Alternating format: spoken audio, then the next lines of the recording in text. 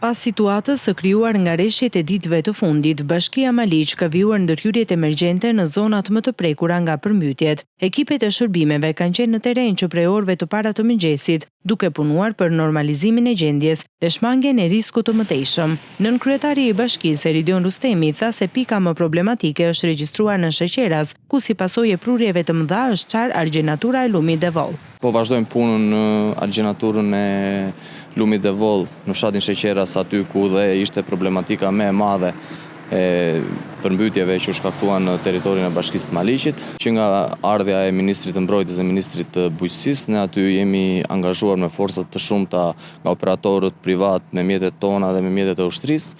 Sot që flasim aty kemi realizuar shtrimin e rrugës që të çon drejt çarjes së argjenaturës, rreth 2.2 kilometra rrugë të shtuar me çakull që të bëjmë të mundur afrimin e mjeteve në çarjen e argjenaturës. Rustemi thosë se ndërhyrje të vazhdueshme po kryen dhe në fshatin Mesmal, ku rreshjet dhe rëshitjet e dheut kanë bllokuar segmentin kryesor rrugor. Kemi çuar para 2 ditësh vetëm fadromër, në pamundësi që fadromat të kryejnë hapjen e rrugës. Sot kemi një mjet eskavator që në orën 6 të mëngjesit po vazhdon dhe nga informacioni aty 50% e asaj sipërfaqe të rrugës është e hapur. Ndërkohë situata mbetet nën monitorim të vazhdueshëm dhe ekipet e emergjencës janë të gatshme për çdo ndërhyrje të mëtejshme deri në stabilizimin e plotë të gjendjes.